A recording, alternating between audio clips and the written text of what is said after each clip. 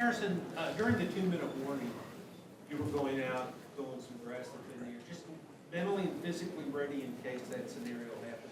Yeah, I try to check the wind probably every quarter change, and then during the 2-minute, if I know I'm going to be kicking, I need to make sure I've just checked the wind and I know for sure what my plan is. I thought the wind was kind of in the face, left to right in that direction.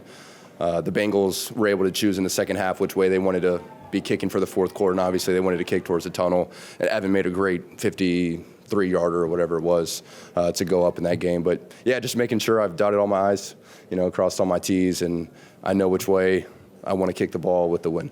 It's amazing that these games between the Bengals and the Chiefs just always seem to come down to the last minute.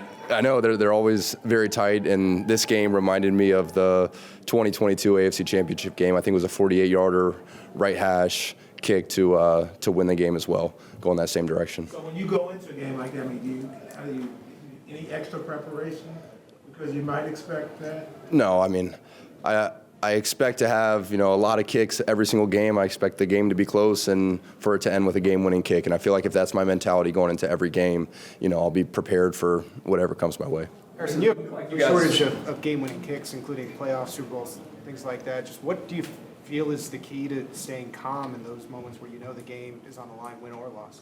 I feel like I always say this, but during practice, I try to put a ton of pressure on myself, and Coach Reed and Coach Tobe, they do a great job with that. But if I can make my set of 8 kicks on Wednesdays and Thursdays for a Sunday game feel like game winners, and if I can make my 10 kicks going both ways and pregame warm-up feel like game winners, and when I get to a game-winning moment, nothing different should happen. I shouldn't surprise myself by hitting a bad or a good kick. It should be the exact same. But I think when you are driving down the field for a game-winning kick, my focus is going to be greater than any other kick that game. It's hard not to be more dialed in, so I would expect to have a better kick for a game-winning kick, to be more dialed in and locked in for that moment. How do you actually do that in practice to make it feel like a game-winning kick? So I know this is getting in the weeds with kicking stuff, but when you're on the sideline, you're not able to see ball flight, right? You're kicking into a net, you don't know where it's going. So one thing that I changed a couple years ago was I'll finish warming up with the full operation probably 15, 20 minutes before the period. So I'm not kicking a ball for 15, 20 minutes, and I really have to trust it going into that period.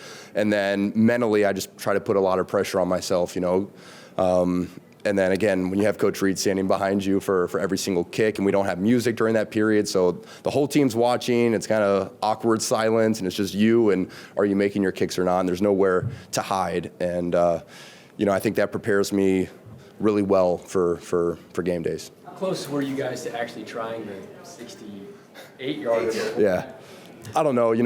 When we had that situation, I just ran on the field, and I think Coach Tobe looked at me a little confused. And then he looked at Coach Reed. He was like, "You want to kick it?" But I think I was just trying to sway their minds to kick the field goal. But when you think about it, there's 24 seconds left on the clock. So Maybe give it a shot. Correct. Because if you miss that kick, they have, say, 20 seconds to get a first down or two, and then they're in field goal range.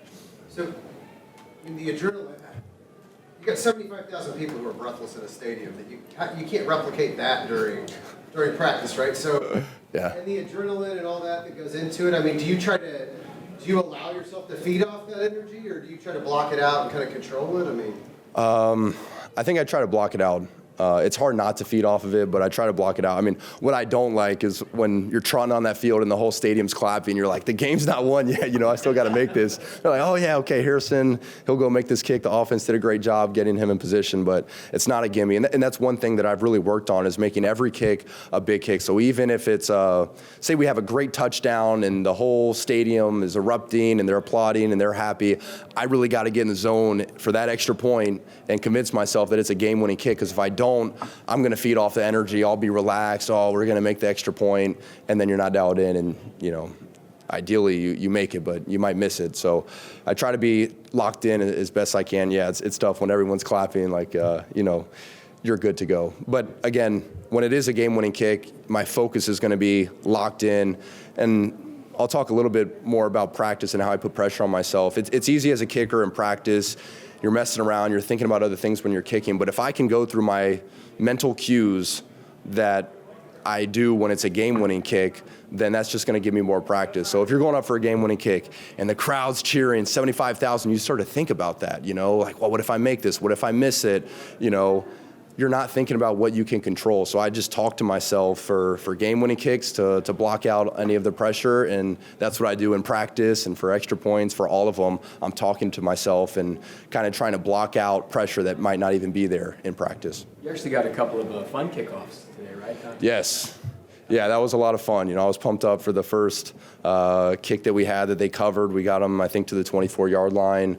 It's a lot of fun. It's just risky because I can hit some good balls that are, sub 3-second hang times that get on the ground. But if you mishit it a little bit and it doesn't land in the landing zone, then you feel like you missed a field goal and then they're starting on the 40-yard line. That first kickoff barely went in the end zone. If it was probably 2 yards farther to the right, that would have been flag out of bounds 40-yard line. But I don't know, the new kickoffs, they feel like field goals to me now, either make it or you miss it. But hopefully we'll get more returns because that makes the game a lot more fun. Is the absolute best feeling in the world to kick a game-winning field goal when time's expired? You don't have to worry about the other team. Oh, yeah, for sure. Yeah, game's over. Yes, thanks, Harry. Thank you. All right, thank you, guys.